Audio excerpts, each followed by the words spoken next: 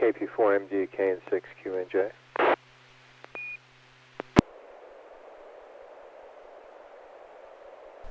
Yeah, this is KP4MD. Hi, James. Hi, Carol. I can do net control again tonight if you'd like me to. Yes, I would appreciate that very much, KP. It's KP from.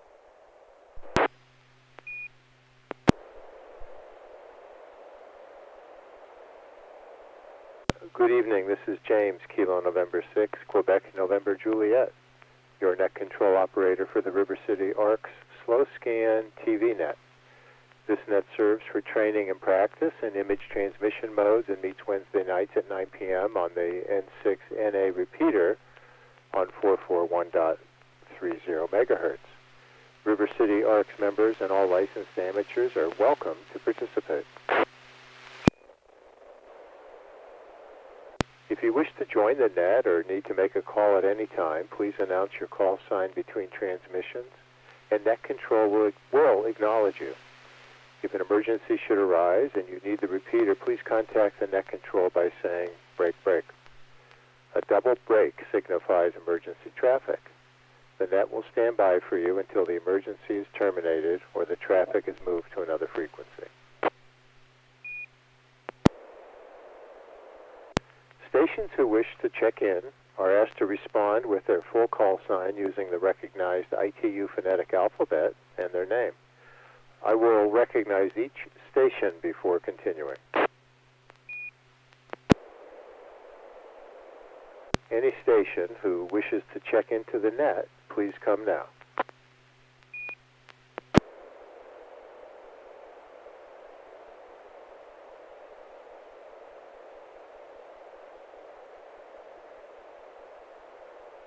Calling again for stations who wish to check into the Slow Scan TV Net.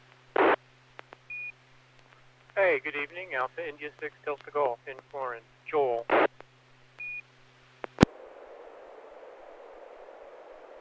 Good evening, Joel, AI6DG. Any other station wishing to check into the Slow Scan TV Net?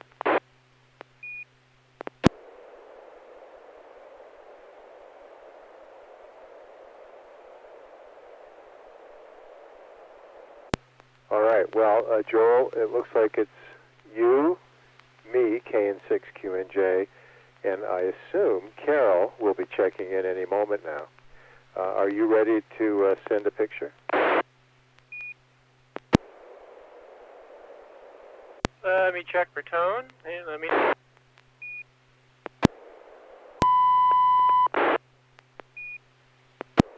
That worked. PD 120.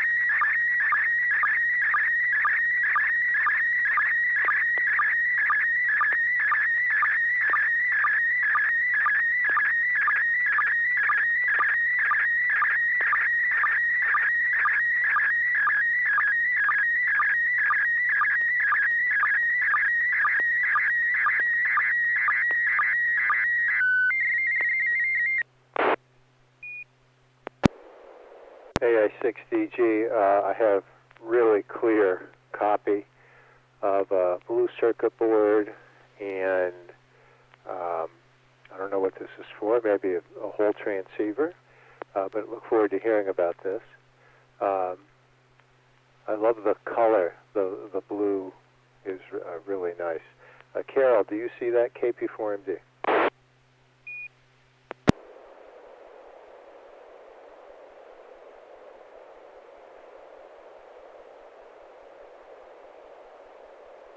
KP4MD, do you copy?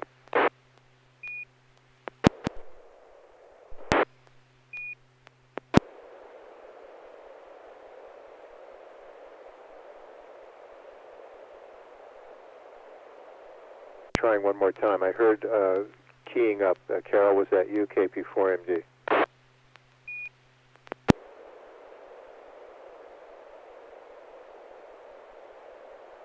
Yeah, KP4MD. I'm sorry. I unplugged my headset from the PC, and I had to restart the virtual audio cable, audio repeater that pipes my headset audio into the signal link for this to work. Yeah, that is a interesting. I don't know. I see a couple of cooling fans with fins on them. I wonder if those are on top of CPUs or something, or I can't say. It looks like there's a bunch of relays there. Those little white rectangles, and looks like you got some kind of a finger stock going horizontally there in the lower third of the board, as if it makes contact with some kind of an RF shield, perhaps. So maybe that has something to do with RF.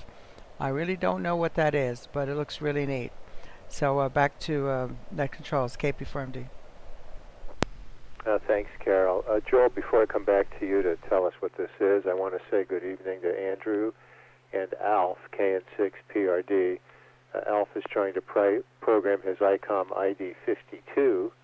Carol, he's asking you a question. I forget the PL offset.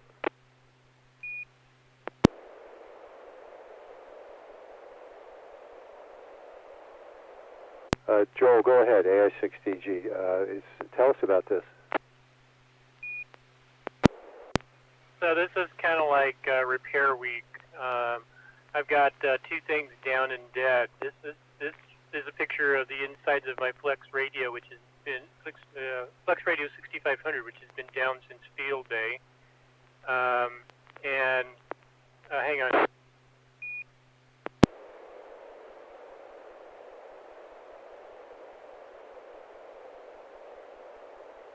You still there? Yeah, go ahead. We can copy. Got some sort of intermittent connection ground loop thing where everyone in my hookup, and every once in a while I start hearing 60 cycle hum. I got to start wiggling things. Eventually I'll figure out what it is I'm wiggling that is happening and fix it. So I've got down radio since field day. It's just blinking a green light on the power light instead of being solid green. And I've got a down car that a couple of days ago, driving down the road, it just stops. It just stops running. So I make it to the side of the road, open up the engine, and find coolant sprayed all over the place. Need a new radiator, as it turns out. But on the Flex, I put in a service ticket, and they diagnosed that I needed a new SD card, which is kind of like the hard drive that the radio boots off of. And that's actually the theme of this picture, because on the middle right, you'll see a big yellow thing, and I think that's the where the SD card plugs in. The little tape is in there to keep it in there so it doesn't pop out from vibration. And you'll actually see just to the left of AI6DG on the board in gold, Flex radio systems upside down. Right above that, there's actually a connector plug for an extra module board that I don't have, that I believe is a GPS receiver so that you can have extra high accuracy of the frequency that the radio receives. And yes, those fingers, if you follow it around, you can kind of see that it goes across the lower third and then up on the extreme right and across the top. You might be able to see some of the fingers. And that is the RF cage section. So there's a little top that fits inside of those fingers to make an RF, kind of like Faraday shield, to RF reduce the noise in this section of the radio to make it a better receiver. I don't know what the fans are covering. I'm assuming though that one of them is the FPGA that does the DSP, the digital audio processing, and the other one is the processor that actually runs the radio. Because basically the radio is a server, a computer on the network that's server to provide streams of audio and streams of video for the frequencies that you're tuning to. It's kind of a neat system, but high tech. But when it breaks, it breaks. So after this net, I'm going to have some fun tearing into this. Back to net AI6DG. Well, Joel, I admire your courage. It makes me want to go back to the days when I took my grandfather's radios apart, took out the tubes, and put them back in. Is the repair theoretically just as simple as opening up the yellow taped area and taking out the old SD card and putting in a new one? Or are you going to have to do more than that? I'm going to have to uninstall the old version of the software I have because it's going to be a different version, reinstall the new version,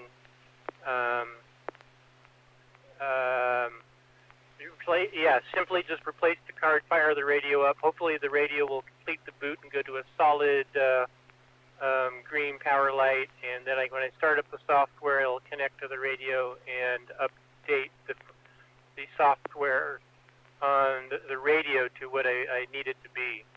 Because the card that I'm plugging in, it has the wrong version of software on it, but it should at least boot and be responsive, cause the radio to be responsive so that it can then be updated to the version that I want it to be, update the software on the SD card. So it's kind of like doing updates to your computer, really, because basically the radio is a computer. That's really impressive, and I admire your courage. Carol, KP4MD, any questions?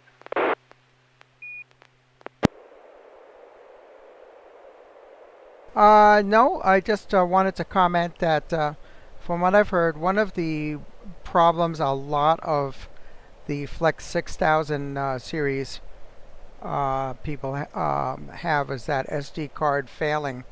I guess because of many repeated reads and writes to the SD card, it fails rather quickly.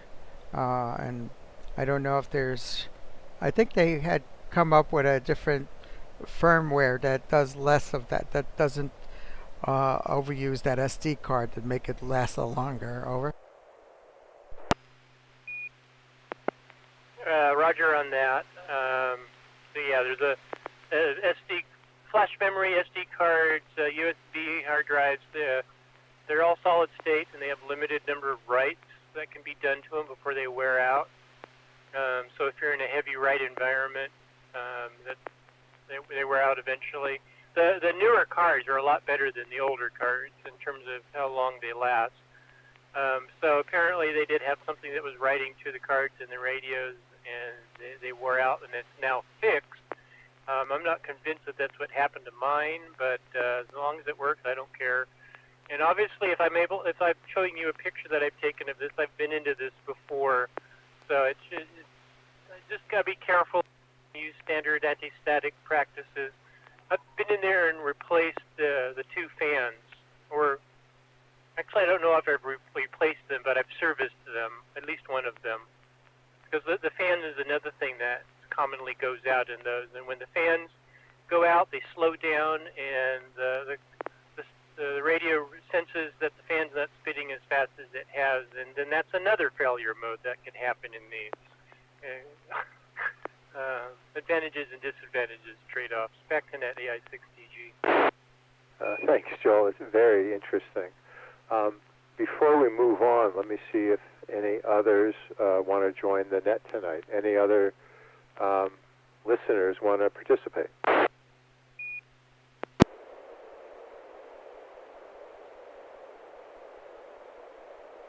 All right, this is Net Control, James, KN6QNJ. Carol, do you have a picture you'd like to share tonight? Yes, I do, and it's going to be PD 120. This is Killer Papa for Mike Delta.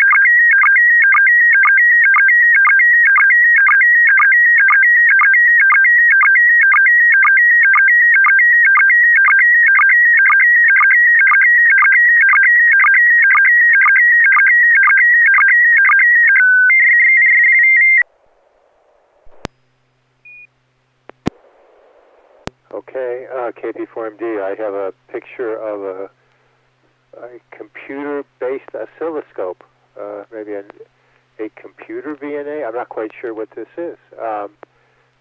Joel, AI6DG, what do you think? Yeah, I'm a little confused looking at it too. So we're looking at a laptop, sitting a black laptop. Well, aren't most laptops black? Actually, not all of them are, but black laptop sitting on a white or beige table. We've got 3 graphs on it. One of them got a squiggly line pretty much right at the bottom, following the bottom. Another one's got a squiggly line that's about 2/3 up all the way across until the right side, where it starts tailing down towards the bottom, kind of in a nice little curve. And then the one above that, just all over the place, up and down. That third one, maybe that's an SWR curve on an antenna, a multi-band antenna across a wide frequency range, maybe. The other two, I have no idea.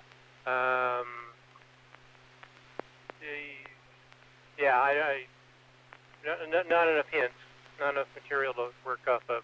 3 graphs. We're looking at 3 graphs of stuff. Nice and pretty. We don't know what they are. Back to net, AI6DG. AI6DG, thanks, Joel. Well, I'll take a stab. Maybe it's a message from outer space. You never know. Like from the movie Contact. Who knows? Carol, KP4MD, what are we looking at?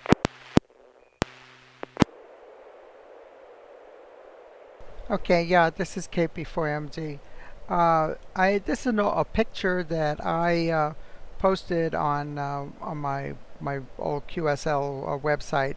I guess about 7 or 8 years ago, and it came. It's an article that I posted on the web, and it was shortly after the RTLSDR article appeared in QST, which was in January 2013. And I was kind of inspired to share this because the last River City ARCS meeting we had a technical presentation by Tom, W6BS, about the RTLSDR dongle that he was using to receive geostationary satellites. Well, this is not a satellite program, but it is. If you were to just turn this little notebook computer around, you'll see a dongle plugged right into the USB socket in the back there. It's one of these RTLSDR dongle, which is a 50 to 2000 megahertz wideband receiver, software-defined radio for $20. And of course, these dongles were originally sold for the European digital TV reception on PCs. And there was this programmer, I believe in Finland, who hacked one of these dongles and discovered that he could program it to, instead of to receive their TV channels, we could reprogram it as a software-defined radio. So what I did was on this little netbook, I have 2 programs running. There's actually the left side of the screen is SDR Sharp, which is a freeware program that you can use with the dongle, and it acts as a receiver. So what I have there on the left side of the screen is it's a spectrum centered on 145.05. There isn't a signal there. All you're getting is the background noise right in that picture. The passband of the receiver is the part of the center of that spectrum that's kind of highlighted in light blue. Now the right side, let me drop it just a moment here. Okay, the right side is another program. That's a freeware program called Visual Analyzer. And what Visual Analyzer does is it uses the sound card of your computer, and it does a analog to digital conversion, and it displays whatever sound as a waveform, as an oscilloscope. So you've got the oscilloscope display up on the top half, and then down below it is an FFT display, which is kind of like a frequency domain display of what you have there. Well, I had the squelch wide open on the receiver, so what you're seeing in the oscilloscope is just all the noise coming through. It's a very loud noise. So when you activate the squelch, that all just flattens out to a simple line. So my purpose of doing this was to be able to use the dongle as a frequency deviation meter. And if you feed a single tone into your transmitter and you adjust the tone so that the carrier just nulls out to 0, you raise the levels to such a point where you can actually see the carrier dip all the way down and touch the 0 line. That's called a Bessel 0. And that's equivalent to a modulation index, I believe, of 2.4. And that way you can calibrate the thing and actually use it to to adjust an FM transmitter for precise deviation using a $20 dongle, and it was pretty awesome to show that. So that's what that's about. Back to Net Controls, KP4MD. KP4MD, KN6QNJ. From you, Carol. This is so beyond me, but thank you for explaining that. That's really interesting, and I do recall Tom's presentation from last week, which was my introduction to this whole thing. I'm going to give Alf a chance to key in if he's got his radio program. Are you out there, KN6PRD?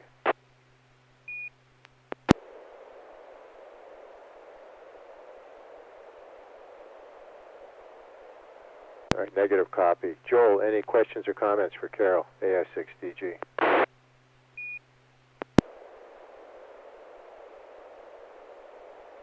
So the left is SDR sharp receiver.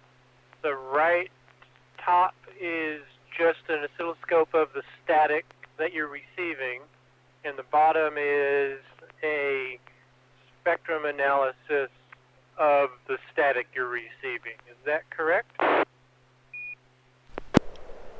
That is absolutely correct. Yeah, they call that the FTT, the fast Fourier transform on the bottom. The left, the extreme left of that graph is 0 hertz, and I think the top is 5 kilohertz or something like that on the right. So it gives you a frequency distribution of that noise that you see in the top part of the oscilloscope graph.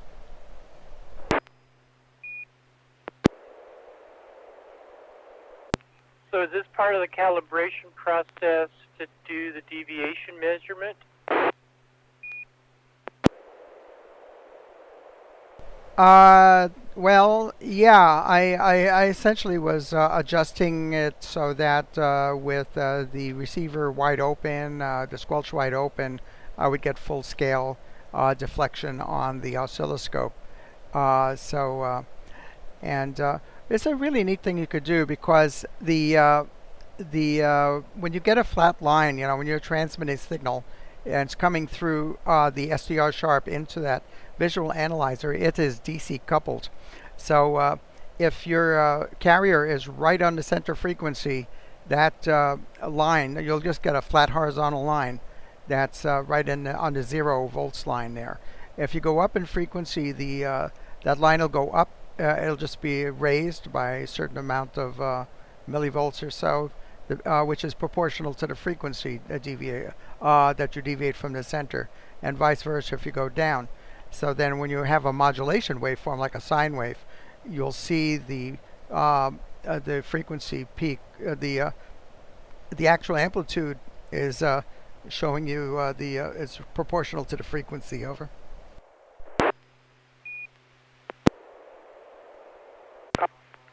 I think we could spend quite a bit of time just discussing this so that we all try to understand it, because I'm not completely understanding, but I'm not sure it's worth at this time to try to because of the time it would take.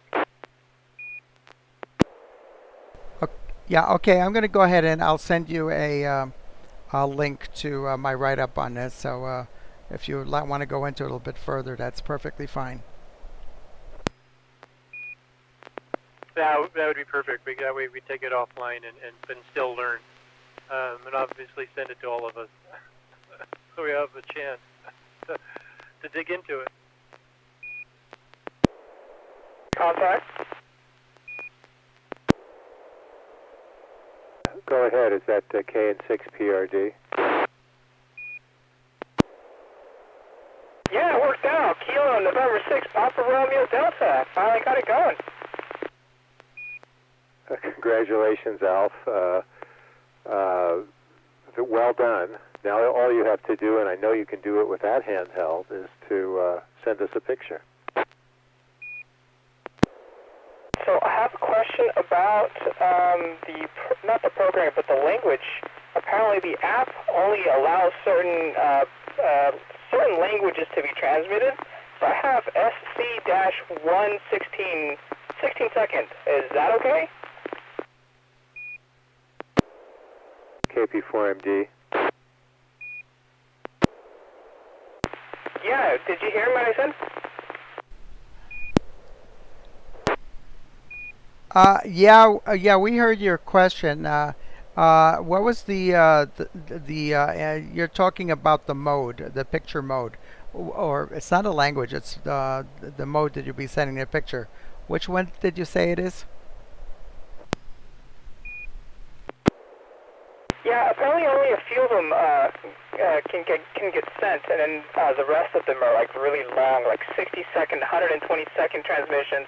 I'd like to keep it a little shorter. How about a 16-second mode? This one's called SC-1 16-second.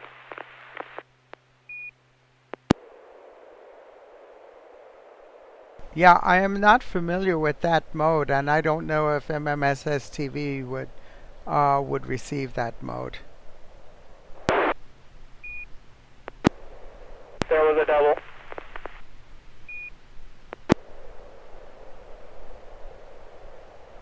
Kara, I think I stepped on you, but I think SSTV may not receive that mode. Most likely, I'm guessing you're going to have to hook into the software with your phone. You won't be able to send directly from the phone. That's my understanding. KP4MD or AI6DG. What's the name of the mode again? I've got the list of modes that MMSSTV knows up. The mode here is SC-1 16-second.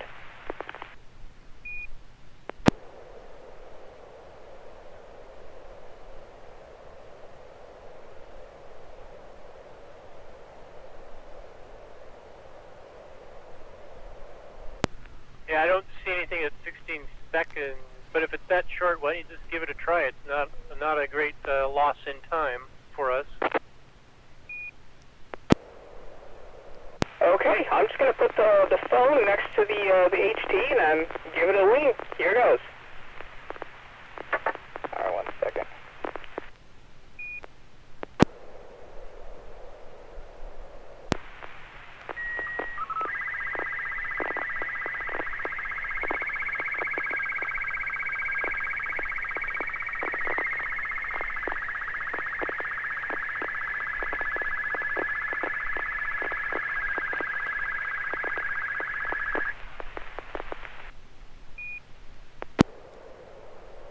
N6PRD, we did get an image. We couldn't make it out.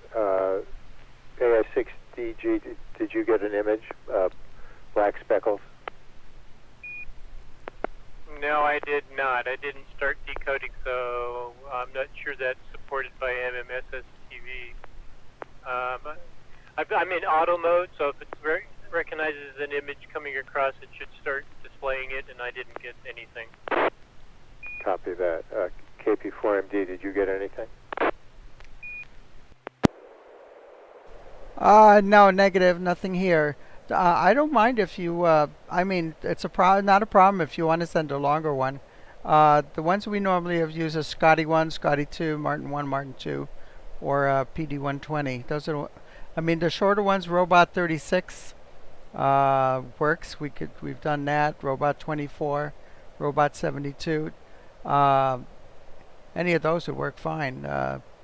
But the one that you have there, Alf, I think is one that's not included in MMSSTV. The audio level was a little low too, and so the signal to noise ratio wasn't very good.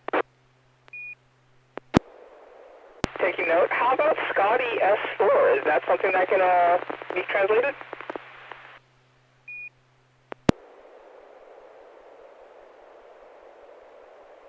I see Scotty 1 and 2. I don't know if there's any others. Do you know, Carol Ladrol?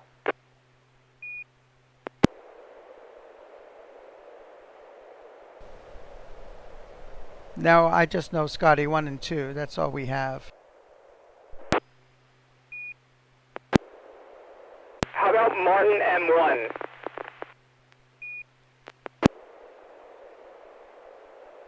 Yeah, if that's Martin 1, it should work. We get Martin 1 just fine. If it happens, we'll give it another try. Okay, Okay, I'm going to give it one more time here on Scotty S2. I just found that on the list. Here goes.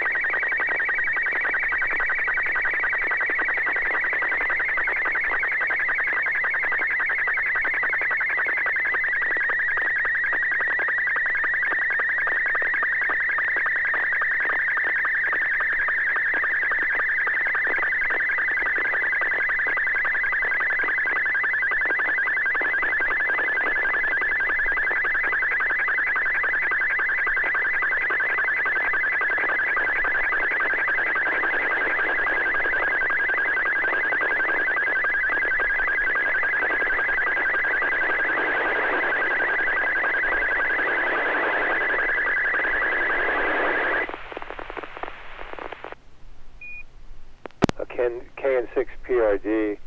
I did copy it. It was Scotty 2, and I'm seeing it on my software. It did not show up on YouTube. Carol, KP4MD, did you copy?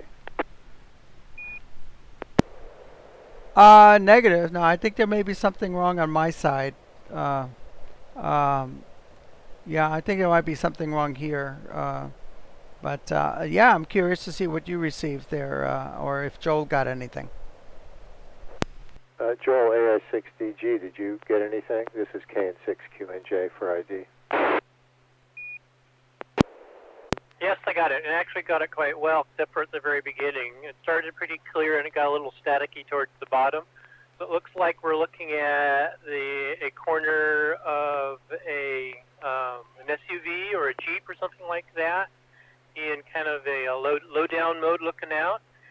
So I've got the River City Arcs circular decal on like the bumper, and a tail light above that, and a fender flare piece of plastic sticking out of the car above a very knobby, rough looking tire, and a beautiful scenic background behind that with grass and a sky with hazy clouds, some dirt in the foreground. So I would say that came across pretty good, particularly if you're doing acoustical coupling. Back to net, AI6TG. Yeah, it's a really cool picture, and congratulations, Alf, on getting your first picture transmitted, particularly the way you did it. It came through, for everything that was going on, it came through really well. Yeah, I gotta admit, I'm kind of impressed with myself a little bit. I had the phone, delivering all of the, clicks and beeps and stuff, and sure enough, I'm surprised that you guys got it. Unfortunate that the YouTube image didn't go through, but yeah, it transmitted on Scotty S2, I think it was. And yes, indeed, that is my Jeep. Here, I'm gonna let it drop for a second. Yes, that is my Jeep. That's the thing I used to get around sometimes. That picture was taken at the Yellow Wildlife Preserve next to off the causeway here, going towards Davis. It was during a sunset. Jojo was nice enough to give me a couple of those little magnet stickers, magnet and a sticker from the River City Arcs. And I figured, hey, let me just throw it on the Jeep, and I sent him a copy. And he was generous enough to post it up on the N6NA repeater website. So I was like, oh, well, that's really nice. So I figured I'd give a proper picture to send up as my first one on the SSTV Net. Well, very, very, very well done. So if others want to see it, they could see it on the N6NA website. It's a green Jeep with a very nicely, artistically done picture. The driver's side front wheel.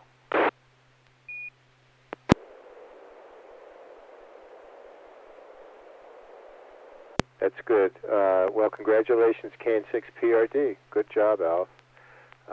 Any other comments or questions? I have a picture I could send.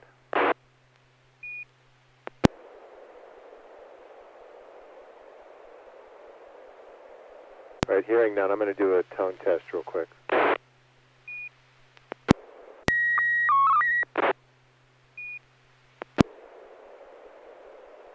All right, that looks promising. PD 120.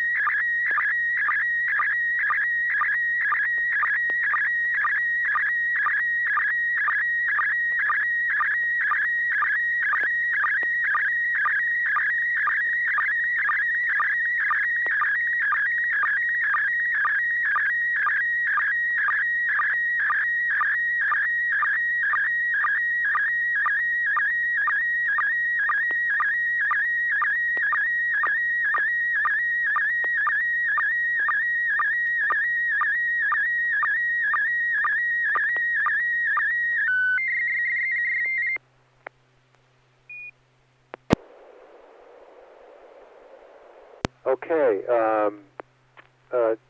well, let's start with Alf. Kilo November 6, Papa Romeo Delta. Did you copy that? Well, yeah, I did copy, but I didn't decode it or receive it on the phone. I'm watching the YouTube channel. But it looks like a small, what would you call that? It's like a, the Streamline, the Airstream ones, but smaller. It looks really cool, though.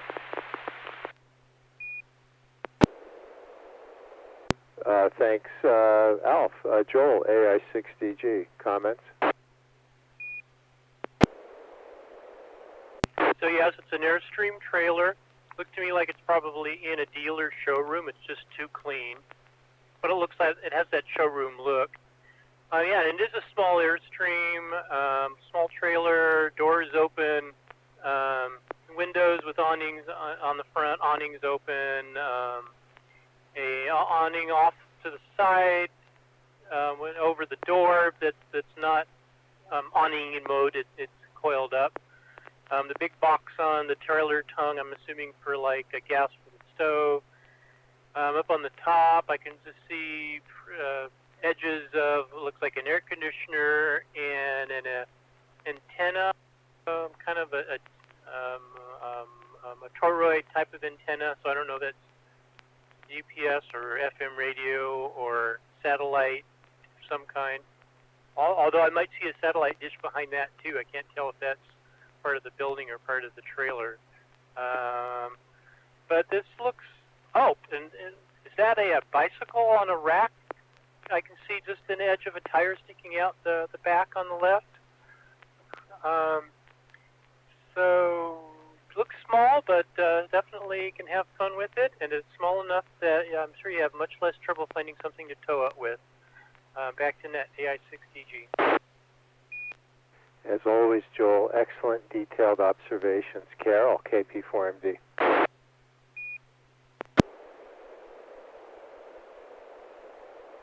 Yeah, this is KP4MD. I had to restart my MMS SSTV to decode. That's the reason why it didn't decode yours, F. But I did record the tones on YouTube, so I should be able to scavenge back the picture from those tones and perhaps decode it and edit it into the video. That might be something I could do. I'm sorry that I couldn't get it on YouTube. I just had a problem with my MMS SSTV. I had to restart it. But yeah, it's a camper of a sort, and Andrew said it looked like an Airstream camper, which anything to do with outdoors I'm pretty ignorant about, so I'm sure that Joel is very familiar with campers and RVs and anything that has to do with the wilderness. So, and also Las Vegas. So back to net. This is KP from D. Thanks, Carol. KN6QNJ. Well, this is what happens when I'm desperate to find a picture. I was dropping off our trailer at the Airstream dealer and saw this, and I thought, this would be the perfect ham shack on wheels. It's a 16-foot Airstream Caravelle, jacked up with off-road tires and a mountain bike on the back, and a over-the-air TV FM AM antenna. That's what the saucer is on top, and the air conditioner. And the black thing is just an open vent. And that's all this was. In the front, that box has propane, and it's just a 16-foot single-axle trailer. But I thought it'd be a perfect ham shack if somebody's looking for one. So there you go. Any other comments or questions before we close the net?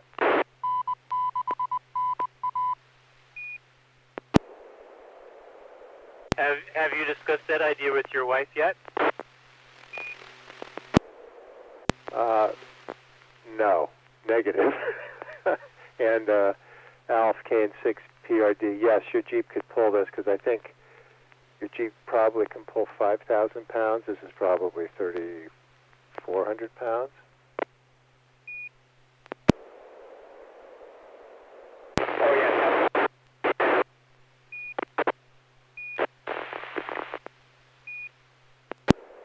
Alf, do you want to try to repeat that? You just got static. Let me move over. KN6PRD. Yes, I think the Jeep can pull it. I have 37s on it. On it. So, yeah, it's got some good pulling power. Yeah, well, I know people there, so if you get serious about it, this was sort of random for me, but now that I think about it, wouldn't be a terrible idea. It'd also be great for field day. Maybe the club could buy a fleet of these for field day.